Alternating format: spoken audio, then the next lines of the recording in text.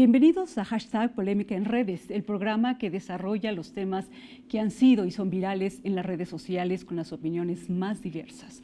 En esta ocasión daremos un espacio para alzar la voz y abordar el tema de la violencia de género hacia las mujeres.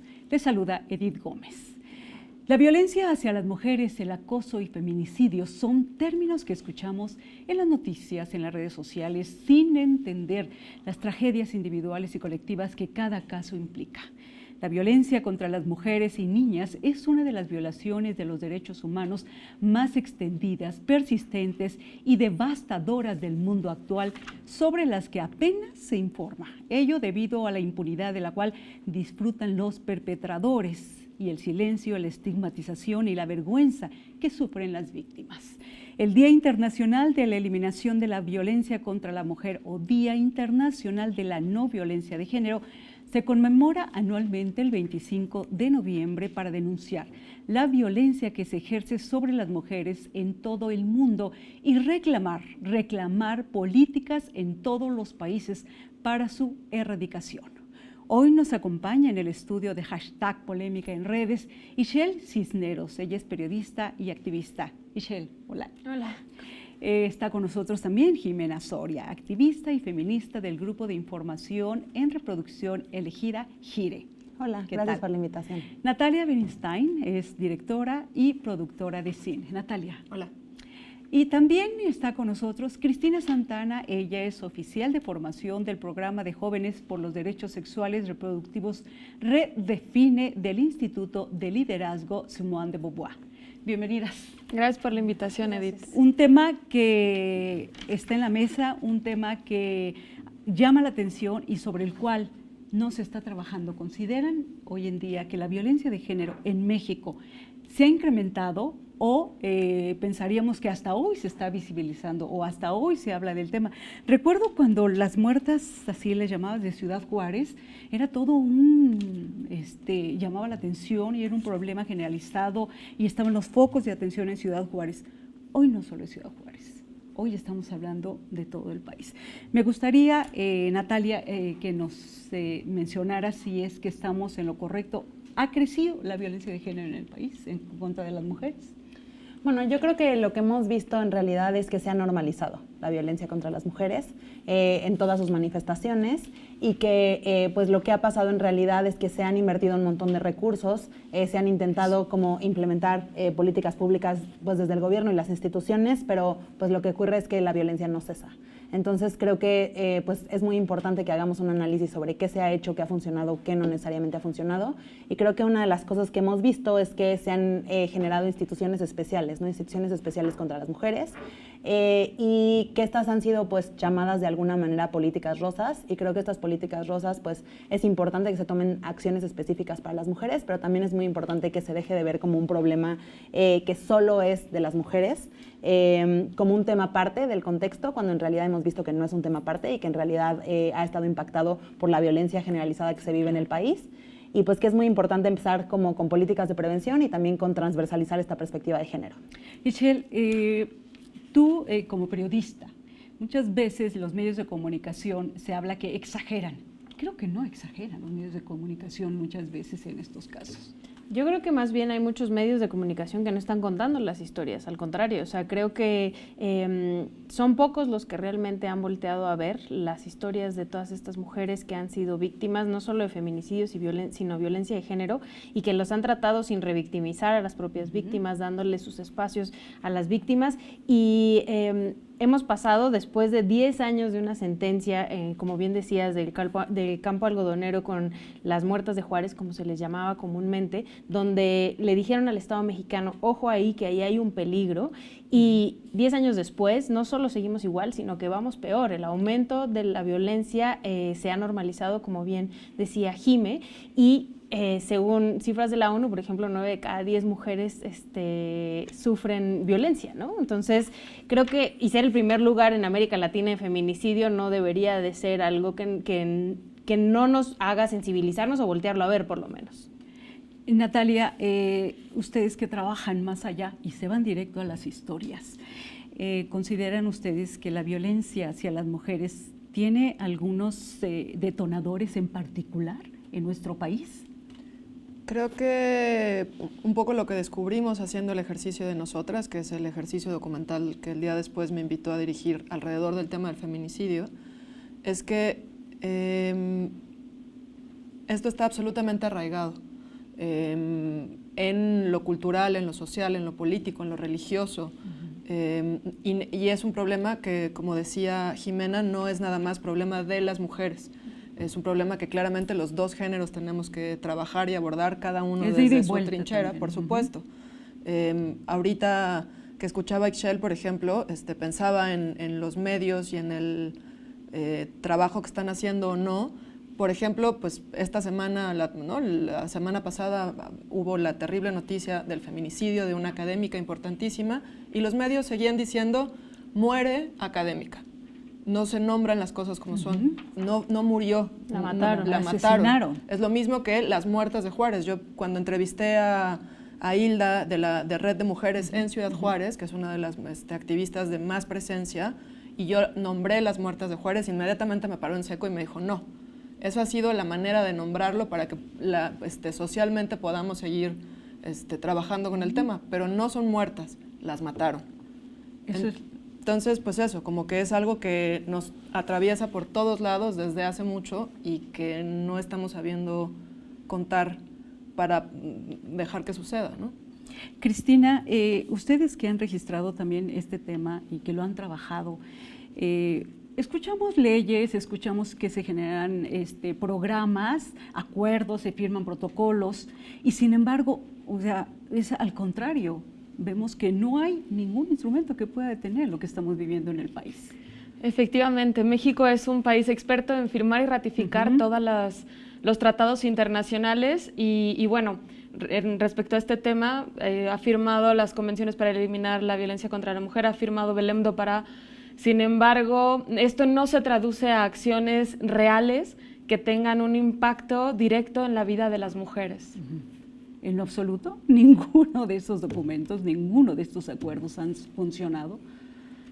Creo que el tema en México, bueno, y el tema con los feminicidios es que detrás tiene un componente de una desigualdad entre géneros muy potente, ¿no? Entonces, mientras no se atienda ese tema de la desigualdad, van a seguir ocurriendo situaciones de violencia y, bueno, violencia tan extrema como lo es un feminicidio. Ixchel, actualmente las instituciones que hoy están en el gobierno, las legislaturas de paridad de género, ¿consideras que están trabajando sobre el tema, que están haciendo lo que se necesita para enfrentar este fenómeno tan grave? Yo creo que que el trabajo, más allá de seguir legislando o seguir firmando acuerdos internacionales, creo que tiene que ver mucho con la educación, mucho con la prevención y al contrario, creo que no se está volteando a ver a estos espacios, ¿no? Y si hay 8 mujeres de 10 que no se sienten seguras al salir a la calle, ahí hay un problema que la autoridad no le está dando la seguridad a esas 8 mujeres para que cuando salgan a la calle se sientan seguras, ¿no? O por ejemplo, el que muchísimas de nosotras, si no es que la mayoría de nosotras, nos hayan violentado en algún momento, el que se firme o que se hagan acuerdos o que se hagan programas nos está quedando bastante corto para la realidad en la que estamos actualmente. Hace algunas semanas hubo una gran polémica y discusión y una crítica sobre este instrumento de alerta de género. Se habla de un desgaste, se habla de que no funciona, se habla de que actualmente ya tendría que modificarse completamente. ¿Consideras que hay que modificarlo y cambiarlo? O a lo mejor hasta eliminarlo, algunos estaban proponiendo. Bueno, la alerta de violencia de género es un mecanismo único en el mundo que consiste en activar una alerta, una emergencia, es decir, el gobierno anuncia públicamente que su estado se encuentra en un estado de emergencia que atenta contra la seguridad de las mujeres. Entonces, es una estrategia muy creativa porque la componen diversos elementos según cada estado. Algunos proponen modificar códigos penales, códigos civiles, campañas de comunicación, o sea, según cómo se aplique en cada estado es distinto. Sin embargo, creo que es una buena estrategia, pero que ha sido mal ejecutada, porque en realidad no se ha implementado tal cual. los avances que reportan son muy pocos, han pedido muchas prórrogas.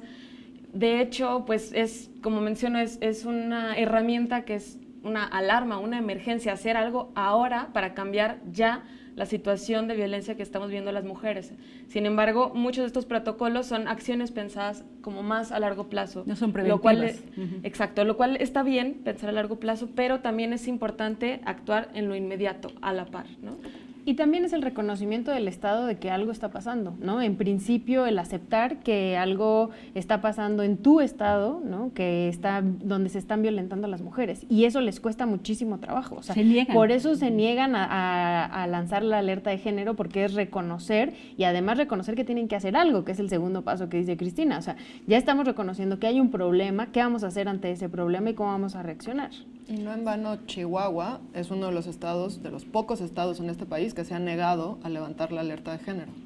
Chihuahua, que Ciudad donde Juárez, empezó todo eso, donde fue el se origen. vuelve ya un emblema, ¿no? Sí, aunque yo creo que sí es muy importante hablar de que con o sin alerta, el Estado sigue teniendo las mismas obligaciones. O sea, digamos, Claro. la alerta pone plazos, pone como un mecanismo que genera ciertos contrapesos, le da pues mucha voz y mucha pues no, como visibilidad a las organizaciones locales, que son quienes atienden esta crisis como diaria de violencia contra las mujeres, pero aunque no se haya decretado una alerta de violencia de género, las obligaciones del Estado de prevenir, de atender y de erradicar la violencia prevalecen. Entonces creo que eso es muy importante decirlo.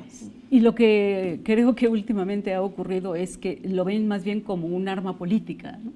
Para descalificar, para no aceptar que el Estado, como bien dice Sichel, reconocer las muertes, los asesinatos más bien que están ocurriendo en los estados. Entonces, sí es necesaria la alerta de género. Es importante que permanezca la alerta de género como la tenemos actualmente. Pues es una buena pregunta, ¿no? O sea, yo creo que simbólicamente es importante, que es perfectible, sin duda. Justo, sí. Claro. Creo que sí, cuando todos los estados, o sea, digamos, dado que la situación de violaciones a derechos humanos de las mujeres es tan cotidiana, no podemos transitar hacia un escenario en el cual todos los estados tengan alerta de género, porque entonces eso genera un mecanismo que diluye este sentido como de emergencia. Entonces creo que sí ha sido un mecanismo que pues ha sido ineficaz y que ha tenido, pues es muy perfectible, como decía Natalia. Y no todos los estados aceptan y la quieren, le tienen tirria, escuchan alerta de violencia de género y parece que les da miedo, ¿no?, enfrentarlo. Claro, sí. Y bueno, yo creo que algo muy positivo que se ha derivado de las alertas de violencia de género es que han visibilizado el tema de la violencia de género en esos estados, ¿no? Ha movido el tema en medios y también a la par ha permitido que entre más fácil este tema a la agenda de gobierno, ¿no? Sin embargo, para mejorarlo yo propondría 3 cosas. Uno, que es la aplicación sí sea efectiva, o sea, enfocarse mucho en la aplicación. 2, en que se haga una planificación más estratégica. Y 3, que se le asignen más recursos para que ya no haya pretexto de, híjole, como no tenemos recursos, no lo vamos a poder realizar, ¿no? Muy bien, vamos a hacer una pequeña pausa, regresamos y mientras volvemos le invito a opinar en nuestras redes con hashtag Polémica en Redes y en Twitter con @canal14mx. Continuamos.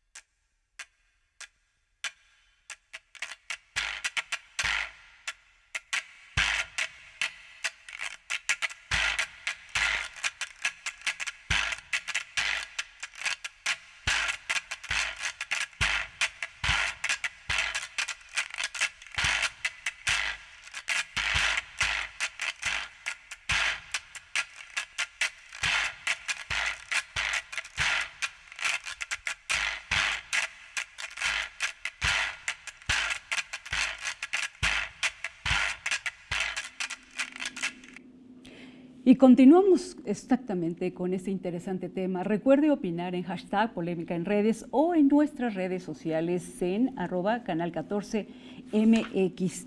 Feminicidio. Lo escuchamos, lo repetimos, sin embargo, ¿de dónde se origina este término para hablar de los asesinatos, de los crímenes contra mujeres? Cristina. Bueno, un feminicidio es un asesinato de una mujer por razones de género, es decir, que por el hecho de ser mujer se le asesina, ¿no? El concepto lo acuña Diana Russell, sin embargo, ella acuña el término femicidio, femicide en realidad, y después se traduce, pero Marcela Lagarde no hace una traducción literal que sería femicidio, sino que ella lo transforma a feminicidio para incorporar en este concepto el tema de la impunidad del Estado. De hecho, ella habla del feminicidio como un crimen de Estado por todas las omisiones que conllevan, ¿no? Y de hecho, pues las consecuencias de que el Estado no esté involucrado como en hacer justicia respecto a los feminicidios, pues son que digan la gente, pues mira, no pasa nada, entonces eso incrementa incluso las cifras, ¿no? Incrementa que este hecho siga sucediendo. Y precisamente por eso muchas veces no se quiere decir que fue un feminicidio, ¿no? Sí, para ese que es el no se problema. incremente, para que no se sume a las estadísticas, ¿no? Claro. Ese es el problema real, que hay muchas investigaciones de mujeres asesinadas que la autoridad no las investiga como feminicidio, Aunque las fueron. investiga como un homicidio común. Aunque, o sea, una de las luces muy importantes es, por ejemplo, que haya ocurrido por su pareja, ¿no? O sea, que su pareja haya sido quien la haya matado o que haya sido en su casa, ¿no? O sea, hay como unas cuestiones donde la autoridad empieza a ver luces desde el principio de la investigación para poderlo catalogar como feminicidio, y el problema es que no sucede así, se cataloga como un homicidio más de una mujer, ¿no? Claro. Ahora también sí, adelante. No, yo creo que es muy importante hablar de, o sea, cuándo empezó en realidad esta conversación sobre feminicidios y la tipificación, y pues fue en 1994, un poco como hemos mencionado con el fenómeno de Ciudad Juárez. Y creo que a partir de ahí, pues, se han hecho como un montón de exigencias. O sea, creo que visibilizar que el movimiento feminista ha empujado durante mucho tiempo esta lucha, pues, por hablar del feminicidio como la manifestación más grave de la discriminación y de la violencia contra las mujeres, pero que esto tiene que ver en realidad con un espectro, ¿no? Con todas las formas de violencia como cotidianas que van siendo como, digamos, en aumento hasta que el feminicidio es la forma más grave de violencia contra las mujeres. Y bueno, México es uno de los 19 estados que tipifican el feminicidio, esta violencia específica, pero creo que esta tipificación también ha tenido pues muchos problemas, ¿no? Entonces, pues justo el Observatorio contra los Feminicidios ha dicho que esta tipificación es ambigua, es ineficaz, varía de estado en estado. O sea, digamos como que hay muchos retos más allá de la tipificación, que creo que es una discusión y una conversación que inició y que terminó y que ahora tenemos esa tipificación, y más bien es qué hacemos con ella, cómo se está implementando y qué otras cosas hacen falta. Y justamente ese es uno de los problemas, que no se ha unificado el Código Penal en todos los estados para que el feminicidio sea castigado como tal. Sinaloa creo que es el único estado en donde por ley está tipificado como tal. Cualquier asesinato, violencia de género es feminicidio. En Sinaloa tenemos entendido. En este caso, ahí está la gran discusión. Sería importante ya tener un código penal unificado hoy en día para enfrentar este problema.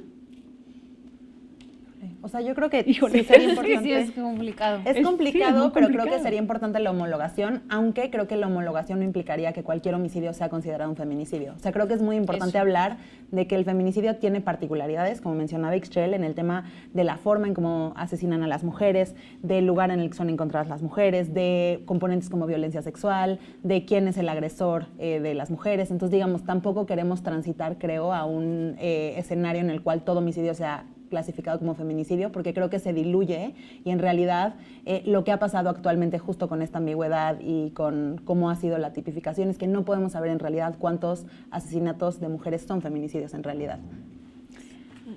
Sí, hay un caso en particular que recientemente lo vimos en la televisión, aquella mujer que va al juzgado a declarar y su agresor, su esposo, la apuñala en el mismo lugar. Entonces, aquí la pregunta es, ¿las medidas de prevención que actualmente son suficientes para enfrentarlo? No, lo que ha funcionado realmente no es la autoridad, o sea, lo que ha funcionado son las redes de apoyo de otras mujeres o familiares cercanas a la mujer que está siendo violentada y agredida, y justo en el documental de Natalia de Nosotras hay una mujer que habla sobre su caso específicamente y tiene mucho que ver con eso, cómo ella sigue teniendo relación con sus amigas, con sus familiares, y es como sale de la violencia, más allá de lo que la autoridad llega a hacer o no, porque en muchos de los casos, cuando las mujeres denuncian que son muy muy pocos casos cuando las mujeres denuncian. Cuando denuncian son desestimados en principio porque cuando llegan las tratan como si ellas fueran, o sea, que los agresores no existieran, ellas fueran unas exageradas o no las toman en cuenta como tal. Entonces, si ya diste el paso de denunciar y la autoridad no te está tomando en cuenta realmente lo que te está sucediendo, lo más probable es que regreses a tu casa y continúes con esa ola de violencia.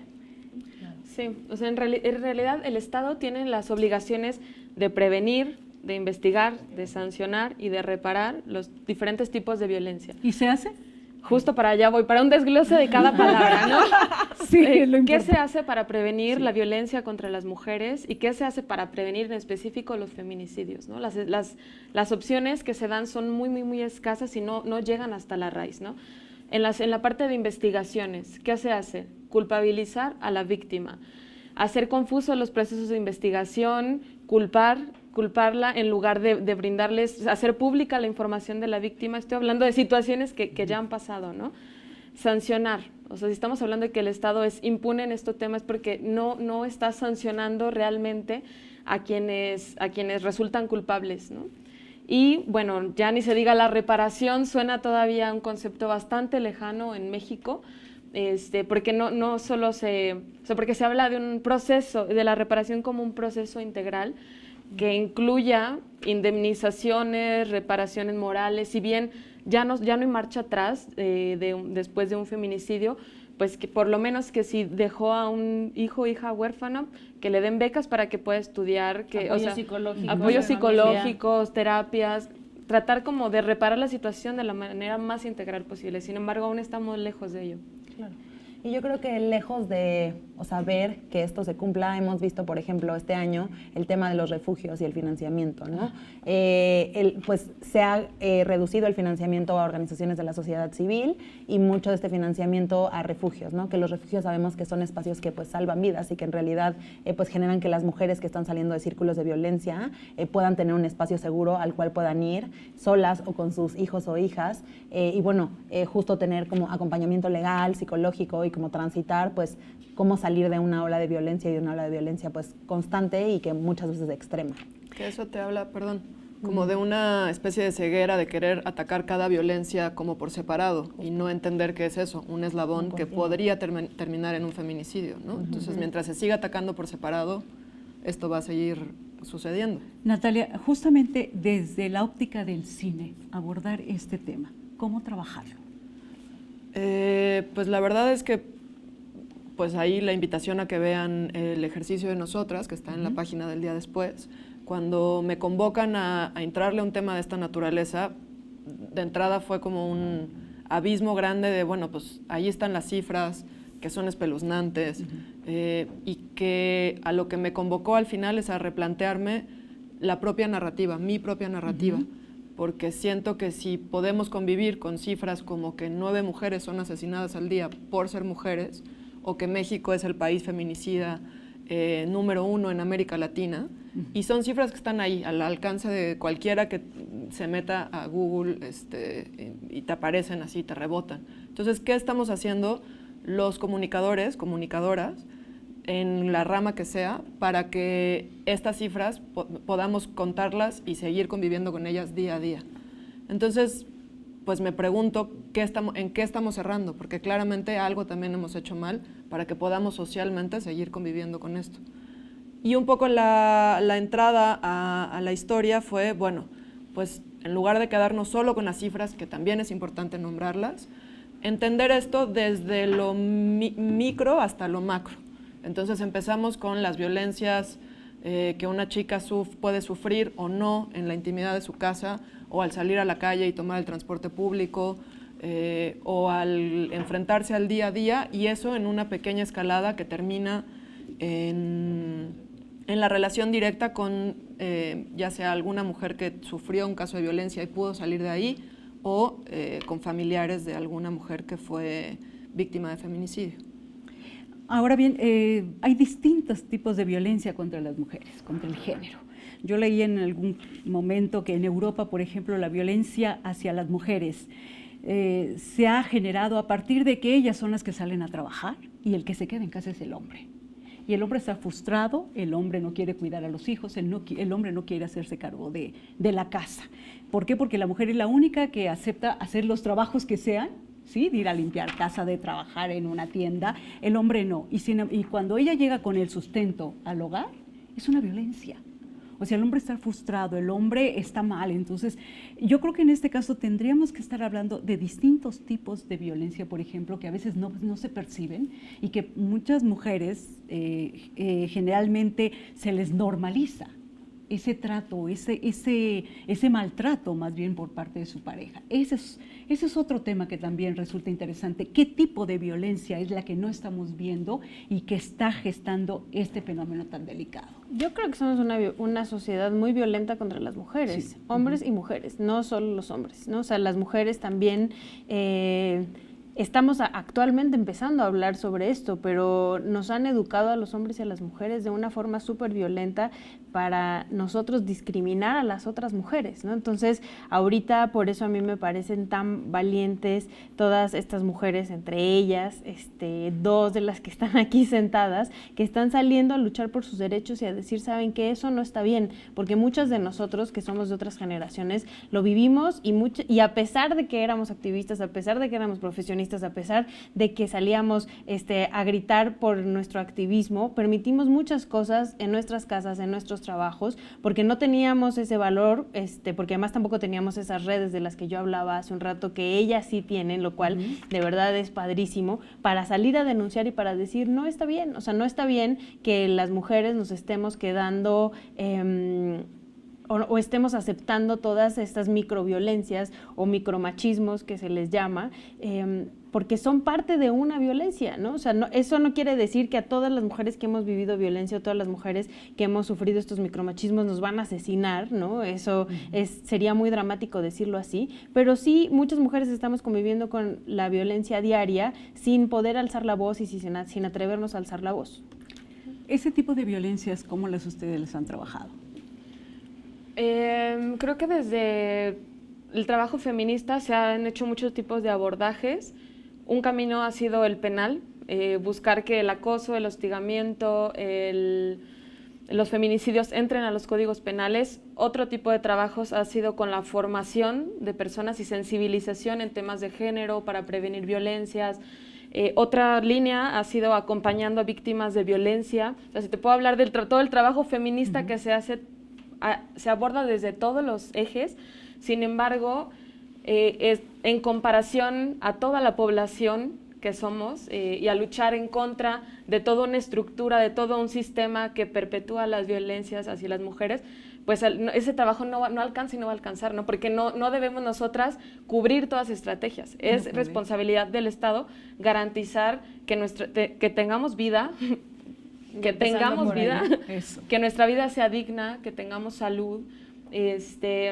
Y ahora que comentabas como el tema del empoderamiento económico, lo que dicen algunas personas, en realidad la ONU Mujeres, en sus estrategias para prevenir el feminicidio, en uno de los puntos habla de que es importante impulsar el empoderamiento económico, ¿no? Porque cuando una mujer es no dependiente puede tener más herramientas para escapar de ciertas violencias, aunque no es lo único. No es lo más que pudiera darse en este momento, ¿no? Hay otros aspectos también. No, y no es garantía de que por tener independencia económica no vayas a sufrir violencia. Hay otras situaciones. Claro. ¿El Estado ha quedado rebasado? Las Sí, instituciones oficiales han quedado rebasadas por el trabajo de las organizaciones de la sociedad civil. A ver, yo creo que el Estado sin duda ha sido rebasado, pero creo que las organizaciones no tenemos que hacer el trabajo del Estado, digamos. Las organizaciones, sí, por supuesto, vamos a estar ahí y creo que somos un contrapeso a decir qué está funcionando, qué no necesariamente está funcionando, podemos trabajar en conjunto y en alianza, y sí hemos en muchos contextos llenado esos vacíos, pero creo que no necesariamente esa tiene que ser como ni la labor ni la obligación, que creo que a veces se traduce un poco en eso, ¿no? Como en esa exigencia. Y creo que sí hay una necesidad de un cambio social que es abismal. O sea, creo que sí el tema del cambio social, lo que implica, lo que requiere en todos sus niveles, pues es como pues muy grande, ¿no? Entonces, ¿a qué te refieres, perdón, cuando hablas de cambio social? En la manera en la que somos percibidas las mujeres en esta sociedad. Lo que se espera de nosotras, lo que podemos y no podemos hacer, cómo nos podemos y no nos podemos vestir, lo que podemos y no podemos decir, o sea, digamos como toda la concepción de cómo seguimos viendo los cuerpos y las vidas de las mujeres. Y creo que eso es lo que tiene que cambiar de fondo para que entonces todo lo demás pueda funcionar de una manera diferente, ¿no? Y creo que sí coincido con lo que hablaba sobre el tema de la entrada de las mujeres al entorno laboral, porque justo eso ha hecho que cambie la percepción y que cambien los roles sobre qué se espera o qué no puede o no puede hacer una mujer. Y eso, por supuesto, que genera rechazo y violencia, ¿no? Entonces, ¿qué hacemos con esos roles que nos han enseñado desde pequeñas que tenemos que cumplir? ¿Cómo rompemos con ellos? ¿Cómo construimos de una manera diferente? Muy bien, hacemos una pequeña pausa y mientras volvemos, le invito nuevamente a opinar en nuestras redes con hashtag Polémica en Redes y en Twitter con @canal14mx. Regresamos.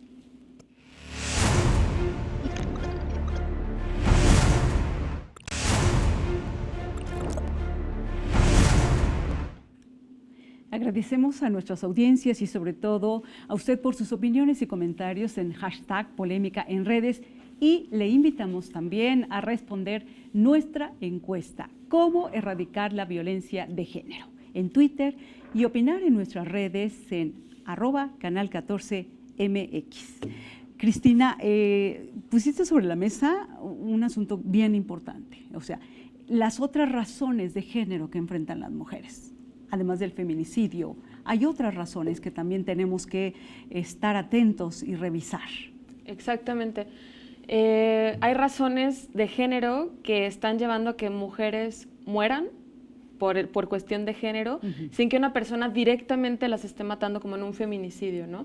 Entonces podemos también traer a la mesa el tema del aborto inseguro, que es la cuarta causa de muerte materna en México, muerte materna en general, la trata de personas, o prácticas dañinas en algunos países como la mutilación genital, por ejemplo. Son razones por las que las mujeres estamos muriendo y que no se vinculan directamente o inmediatamente a un feminicidio, ¿no? Sin embargo, también está ocurriendo y hay una omisión también del Estado de garantizar que estos derechos pues sí sean un verdadero acceso para las personas. Jimena, actualmente, ¿cómo es el diálogo con las autoridades de ustedes, de las organizaciones civiles? ¿Las escuchan? ¿No las escuchan? ¿Hay reciprocidad? Pues mira, desde Giren no necesariamente acompañamos casos de mujeres víctimas de feminicidio, pero creo que, por ejemplo, el Observatorio de Feminicidios y lo que develan sus informes justo es que pues varía mucho, pero que en general pues las autoridades son bastante omisas. O sea, digamos, en el momento en el cual hay un caso y sobre todo en el momento en el cual un caso se vuelve mediático, entonces ya hay, digamos, está llamado a la colaboración o como el acompañamiento, pero creo que el tema es un poco con lo que decía Natalia hace rato, sobre las historias que no necesariamente se vuelven mediáticas o las historias que no necesariamente se cuentan, ¿no? Entonces, creo que ese es un poco un pedacito y una parte de lo que ocurre cuando lo normalizamos, que hay ciertos casos de los que sí hablamos y en los cuales, por este acompañamiento y por esta exigencia, que en realidad eso es lo que genera cambios y eso es lo que hemos visto que ha ocurrido, como decía Ixchel, o sea, el único factor común, digamos, de la violencia contra las mujeres es pues la movilización, el movimiento feminista exigiendo nuestros derechos, ¿no? Entonces, ese movimiento feminista creo que es amplio, es diverso, está cada vez más descentralizado, cada estado impulsa sus propias estrategias y creo que eso es increíble y eso es lo que tenemos que seguir haciendo, pero creo que eso pues va teniendo eco, va teniendo pasos de acuerdo a el impulso y a las exigencias, pero no puede ir solo, ¿no? Entonces, creo que es muy importante también voltear a ver eso. Y más si vemos en estos momentos el ángel de la independencia, ¿no?, tapiado y que lo están remozando a partir de una manifestación. Pero eso es un ejemplo de lo que pasa en nuestro país. Ahora, ¿no? Exactamente, eso es lo que te quiero preguntar. Eso solamente hoy se ha convertido en un símbolo de lucha, ¿no? Ver el ángel así, tienes ya el referente de lo que ocurrió en la marcha anterior. Sí, eso, y que salimos a defender que era más importante la vida y nuestros derechos como mujeres que cualquier pared, cualquier ventana o cualquier monumento, aunque fuera histórico, ¿no? Entonces, el que no se haya borrado todavía, porque todavía no lo han borrado, lo que dice ahí México Feminicida, creo que es dejar claro que además hay un movimiento feminista que está impulsando, que quiere que esto se visibilice más allá de quienes ya estamos conscientes de que México es un estado feminicida, ¿no? Y el 25 de noviembre lo vamos a recordar. Una vez Exacto. más, ¿no? Claro. Y yo creo que es muy importante un poco en lo que hablaba sobre el ángel de la independencia, que es al final un símbolo y algo muy, o sea, un lugar muy importante en el cual posicionar estas demandas, pero que hay una diversidad de estrategias, ¿no? Como decía Cristina, creo que está esta estrategia de movilización, pero también de acompañamiento, pero también de concientización. O sea, digamos que la labor que se hace desde la sociedad civil y desde el movimiento feminista, pues es inmensa, ¿no? Entonces, pues voltear a ver, creo que esos esfuerzos. Natalia, háblanos del trabajo que has hecho en la calle, los testimonios. ¿Cómo has sentido cuando entrevistas a las mujeres sobre este tema? Pues fue un abanico muy, me dio como mucha luz sobre el tema. El primer día que salimos a la calle a filmar nosotras, lo primero que hicimos fueron entrevistas callejeras en la Ciudad de México, en distintos puntos de la Ciudad de México. 9 de la mañana de un lunes, tercera entrevista que llevábamos a cabo, un poco en términos bastante generales, preguntándole a la gente, para ti, ¿qué es el feminicidio? ¿Qué entiendes cuando escuchas un término de esta naturaleza? Tercer chica que entrevistamos, lunes 9:15 de la mañana, nos cuenta que a ella le habían matado a su hermana. Su hermana había sido víctima de feminicidio. Y después fue darme cuenta cómo si me acercaba a una pareja, hombre-mujer, para pedirles una entrevista, generalmente en el 90% de los casos las mujeres volteaban a ver al hombre, ya sea verbalmente pidiendo aprobación o con la mirada pidiendo aprobación. Un poco en el rango de edad que fuera, o parejas grandes o parejas jóvenes. La educación, lo que tú decías, desde casa, lo que ocurre Totalmente. con la formación. Y también en muchos casos, y muy para mi sorpresa, el desconocimiento también grande sobre qué significa el término feminicidio. En general, las respuestas eran un poco pobres o huecas o desinformadas, ¿no? Lo cual lo vuelve todavía más terrible. Entonces, bueno, pues ahí se abría un abanico pues del cómo la sociedad civil vive un poco esta violencia terrible. Y después fue pasar como de las entrevistas callejeras un poco aleatorias a ir siguiendo casos que algunas organizaciones, tanto en Chihuahua como en Ciudad Juárez, nos habían sugerido. Y ahí sí ir directo a mí lo que me interesaba era la historia de vida, porque pues siento que lo que sucede es que una de dos, o te quedas en las cifras y entonces te vuelves una de esas 9 mujeres que son asesinadas al día y entonces el estigma del feminicidio te acompaña a ti y a tu familia de por vida. Y entonces, ¿quién era Lesbi? ¿Quién, por nombrar un caso muy mediático, ¿no? O sea, no quiero saber nada más que fue víctima de feminicidio, quiero saber quién era ella. Y esa fue un poco la aproximación con la gente que entrevistamos para nosotras. Y debe ser sacudirte cuando ves que las mujeres, a pesar del problema que está ocurriendo, aún todavía depende, ¿no? De tu pareja, depende de lo que te quiere dar, de lo que te quiere decir, hasta para opinar en estos casos. Ahora bien, hablamos de cifras espeluznantes, pero hay cifras negras. O sea, si de por sí los datos son duros, Cristina, hay una cifra negra, porque sin duda hay mujeres que no denuncian, ¿no? Por el miedo de perder a sus hijos, por el miedo incluso de perder a la pareja o de perder el sustento económico. Esa cifra negra, ¿no? ¿Qué podemos hablar de esa cifra? Pues te voy a dar otras cifras. En México se calcula que se cometen al menos por año 600,000 delitos sexuales. 600,000. O sea, no, como dice Natalia, no podemos procesar esos números, son medio huecos, pero es como importante nombrarlos. Te impacta. ¿No? Cada día se realizan 1,640 denuncias de delitos de violencia sexual y se estima que esto solo representa un 10% de lo que sucede en realidad, o sea que se calcula un 90% de cifra negra, o sea, personas que no están denunciando. Y si analizamos por qué no están denunciando, pues claro, porque vas al Ministerio Público, te echan la culpa a ti, no te toman bien las pruebas, te mandan a tu casa, o sea, sin fin de catálogo de violencias que te pueden ocurrir. Y pues bueno, eso no está alentando a que las mujeres vayan a denunciar, ¿no? Y aparte denuncian y aún así no sabes si se va a hacer justicia, ¿no? Y entonces me gustaría también traer a la mesa otro dato, porque justo hace un rato que mencionábamos pues del tema del aborto, de cómo es una omisión del Estado que puede llevar a una muerte si se da en condiciones de inseguridad. Pues de todas estas denuncias que mencioné, 1640, pues ocurrieron solo 62 procedimientos de aborto en 2016, por ejemplo, 62, ¿no? Cuando el aborto por violación es legal en todo el país.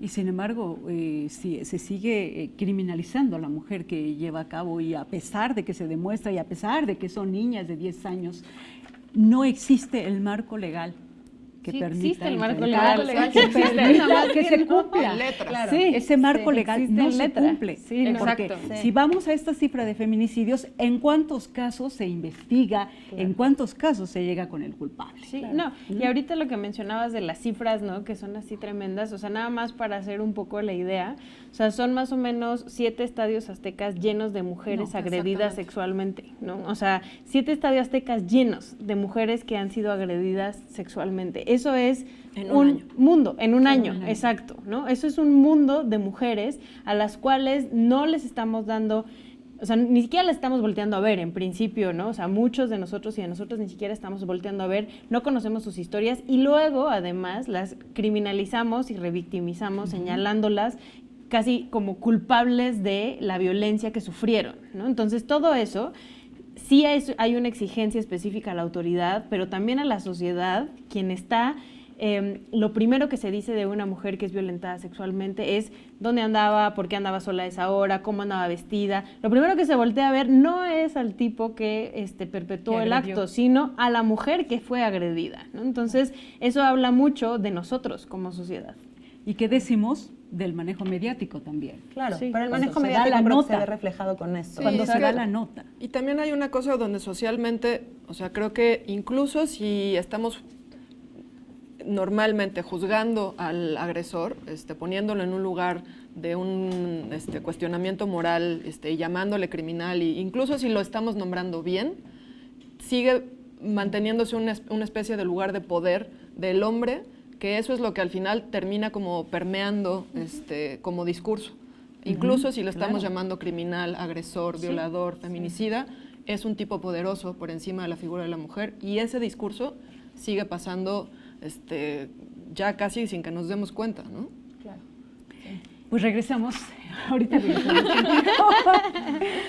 Y usted que nos acompaña en esta polémica, ¿qué piensa respecto a esto? Mientras volvemos, le invito a responder nuestra encuesta en Twitter, ¿cómo erradicar la violencia de género? Por favor, opinen a través del @canal14mx y expresarse en hashtag polémica en redes.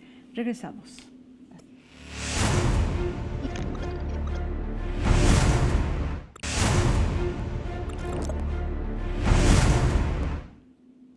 Agradecemos a nuestra audiencia, a usted que nos ve, por sus opiniones y comentarios. Participe en nuestra encuesta en @canal14mx y en Twitter. La pregunta, ¿cómo erradicar la violencia de género? Y opine en polémica en redes. Construyamos un país sin misoginia ni violencia contra mujeres, desde nuestro lugar, desde nuestra casa, desde nuestros centros de trabajo, desde las escuelas. Mostremos empatía y sobre todo, hablemos, dialoguemos sobre lo que debemos hacer para que no haya más mexicanas asesinadas, violentadas, acosadas, viviendo con miedo. Jimena, querías retomar el tema de los modelos de la violencia. Sí, creo que es muy importante hablar, creo que en la conversación hemos hablado sobre cómo la violencia es un continuo, ¿no? Entonces, es este continuo en el cual las mujeres sufrimos diferentes tipos de manifestaciones y diferentes tipos de formas de violencia en los diferentes espacios que habitamos. O sea, digamos, no estamos seguras en los espacios privados, no estamos seguras en los espacios públicos, pero creo que tienen diferentes modalidades y sean, justo como hemos dicho, pues hay como un marco normativo muy amplio y entre ellos la Ley de Acceso a las Mujeres a una Vida Libre de Violencia, en la cual se habla un poco de estas modalidades, ¿no? O sea, de la violencia que ocurre en el ámbito familiar, que es una parte, la violencia que ocurre en el ámbito laboral, que sabemos que es otra, y que se ha mencionado un poco el tema de acoso, de hostigamiento, o sea, digamos, de cada una se derivan manifestaciones específicas, ¿no? Entonces, la violencia en la comunidad, que pues también está ahí, la violencia institucional, que tiene que ver un poco con lo que mencionaba Cristina sobre el tema, por ejemplo, de aborto legal, ¿no? Como sí hay un marco jurídico que establece que el aborto por violación, por ejemplo, es legal en todo el país, pero eso no necesariamente hace que haya acceso, ¿no? Y bueno, en la Ciudad de México, por ejemplo, sabemos que el aborto es legal hasta las 12 semanas, pero pues también no necesariamente es algo que se cumple. Entonces, digamos, este incumplimiento genera que las autoridades estén cometiendo actos de violencia institucional contra las mujeres. Y después tenemos esta violencia feminicida, que es un poco de la que hemos hablado, ¿no? Entonces, digamos que todas estas modalidades describen un poquito el continuo de violencia, los espacios en los que ocurre y las manifestaciones. Y de esas manifestaciones, pues podemos hablar un montón de tiempo porque son muchísimas, ¿no? Pero creo que sí entender cómo esto es en realidad parte de un todo. Y ese todo, yo creo que pues los dos para mí pendientes principales son el acceso a la justicia, como ya se mencionó, y el cambio social, ¿no? Específicamente el tema de acceso a la justicia, creo que los datos también ahí como que dan muchísimo miedo, ¿no? O sea, sí es muy, muy impresionante hablar de 150,000 denuncias por año de violencia de género y cómo solamente 2.4 se vuelven sentencias condenatorias. Entonces, digamos que, o sea, Nada. incluso si más allá de la cifra negra, o sea, digamos, por un lado está la violencia que ocurre, después la que se denuncia y después en la que pasa algo. Entonces, como que esos 3 escaloncitos nos hacen darnos cuenta que ni siquiera estamos atendiendo lo que sí se denuncia. Itzel, estaba yo escuchando ahora en Bolivia que una de las medidas que van a tomar es echar abajo las leyes de género. O sea, es impresionante ver que a pesar de la crisis que se está viviendo, hay retrocesos. En muchos países ha habido retrocesos, ¿no? Y no solo para las mujeres, sino para la democracia. Hablemos de lo que está ocurriendo en Brasil, la comunidad LGBTIQ+, ¿no? Hablemos de lo que está ocurriendo actualmente en Chile contra los jóvenes, sobre todo, ¿no? Y creo que al final somos estos grupos de personas que hemos sido vulneradas por muchos años, quienes terminamos viéndonos la peor, ¿no?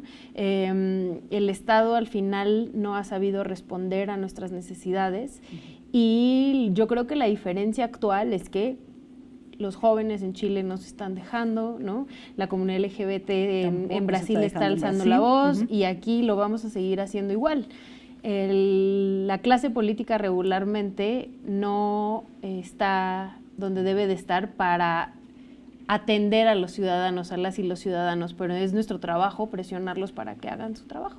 ¿Y a nivel de las legislaturas también? Sí, todos, a todos. Y creo que además a las legislaturas es, por lo menos las que son las de tus ciudades, que son las legislaturas más cercanas, es a las que más le tienes que exigir porque son las violencias que están más cercanas a tu vida día a día, ¿no? Pero entonces tienes que saber quién es tu representante en el Congreso local de la Ciudad de México, que muchas veces no lo sabemos. Que muchas veces no lo sabemos, quién es tu alcalde, ¿no? O sea, para poder presionar desde las mínimas escalas hasta las máximas. Al final las autoridades están ahí porque nosotros les pagamos, porque les pagamos de nuestros impuestos y tienen la obligación de reaccionar ante estas crisis sobre todo las graves crisis de violaciones a derechos humanos, como lo está ocurriendo aquí en México, en el tema de género específico, pero en muchos otros temas, no solo contra las mujeres, sino contra muchas otras comunidades, ¿no? Viene el 25 de noviembre. ¿Cómo vamos a ver las manifestaciones? Fue un parteaguas la anterior. Claro. Y marcó un camino y marcó una nueva visión de cómo ver una manifestación, de cómo trabajar el tema de la violencia de género. Sí. Sí creo que es muy importante salir a manifestarnos, el no callarnos, el sentirnos agrupadas, el apoyarnos, es el espacio para y de las mujeres. Es el Día de las Mujeres y quienes tenemos que estar ahí gritando que no queremos más violencia somos nosotras. Eso no quiere decir que no puedan ir hombres, hay contingentes mixtos que pueden ir en los lugares de atrás, pueden ir familias sin problemas, pero es el día cuando nosotros salimos a decir y a evidenciar lo que nos está pasando. Y yo nomás complementar que creo que el Estado de México ha sido uno de los estados en los cuales han ocurrido el mayor número de feminicidios en los últimos años. O sea, digamos que pues el ojo estuvo en Chihuahua, por mucho tiempo y ahora en el Estado de México, y hay un llamado a la acción de las feministas del Estado de México de descentralizar y de marchar también en el Estado de México, ¿no? De que en las calles del Estado de México, que son las calles pues que tienen el mayor número de feminicidios, también se escuche este reclamo por nuestros derechos. Entonces, quienes quieran y puedan pues unirse también a este reclamo para no solo marchar en la Ciudad de México, que creo que pues es una ciudad en la cual seguimos sufriendo un montón de violencia, pero también hemos ganado muchas batallas, sino también pues ir a marchar con las compañeras del Estado de México. Y también como entender que, o sea, ver el poder de que ha sido a punta de ciudadanía, que realmente ha habido cambios en este país. Entonces, una manera de visibilizarlo es saliendo a la calle.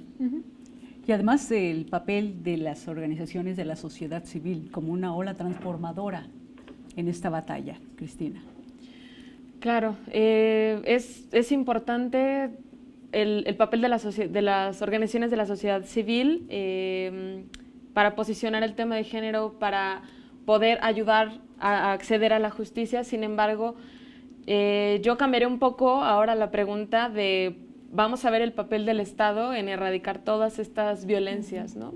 Creo que hacemos mucho, hacemos lo que podemos desde la sociedad civil, quisiéramos hacer más, pero creo que ya es momento también de que todas nuestras peticiones tengan respuesta y que se escuche a todas estas personas que salen a la calle a marchar, que se escuchen todas nuestras peticiones y exigencias y que se nos dé respuesta, que se nos dé planes de acción locales y nacionales, hacer que la justicia sea accesible, que ya se ponga fin a esa impunidad, que ya se garantice el acceso universal a todos los servicios, incluso a la interrupción legal del embarazo, que formen con perspectiva de género a todas las personas servidoras públicas. Capacitación. Claro, y que el tema de género no sea un tema aislado. Si las chicas de allá ven el tema de género. No, que todas las personas tengan incorporada ya esta perspectiva, pues que se invierta en erradicar esta violencia desde la raíz, ¿no? Y seguir trabajando el tema desde el cine. Por supuesto, seguir nombrándolo, ¿no? Lo que no se nombra no existe, dice por ahí. ¿Y cómo trabajar? ¿Cómo hacerlo? Pues creo que eso es un cuestionamiento personal que de entrada nos toca hacernos desde casa, desde nuestras relaciones como mamás, hijas, compañeras, colaboradoras de trabajo, y a partir de ahí pues empezar a darle el giro a la narrativa. ¿Qué podemos decir antes de irnos? Si quieren saber más sobre la marcha del Estado de México, seguir a @Café Mujeres. Ellas son quienes están publicando esta convocatoria para tener una marcha descentralizada. Y bueno, hay una campaña en la que colaboramos hace algunos años sobre violencia contra las mujeres que se llama Yo no cierro los ojos, y ahí hay también algunos llamados a qué se puede hacer, ¿no? Y creo que pues son estos llamados a, como decía Natalia, pues reflexionar sobre nuestras actitudes violentas, a fomentar espacios libres de violencia, a posicionarnos sobre este tema, pues a educar a las que tienen hijos e hijas, a educar a los hijos a respetar a todas las personas, a nunca culpar a una mujer víctima de violencia de género de esta violencia. Entonces, digamos, como empezar también a desaprender. Creo que este tema de violencia contra las mujeres, pues un poco tiene que ver con desaprender conductas, desaprender pues cosas que hemos reproducido en algún momento y que tenemos que parar. Muchas gracias. No, muchas gracias por la invitación. por hacerse escuchar, por alzar la voz justamente para este tema que nos está golpeando muchísimo, y visibilizarlo, ¿no? Gracias. Gracias. Gracias. Agradecemos a Capital 21 por su colaboración y hacer posible la realización de este programa. Le invitamos a expresar su opinión en nuestra encuesta en Twitter, cómo erradicar la violencia de género, en @canal14mx, y en nuestras redes utilizando #polémica en redes, y no pierda de vista este tema y todos los demás problemas que aquejan a nuestro país. Gracias.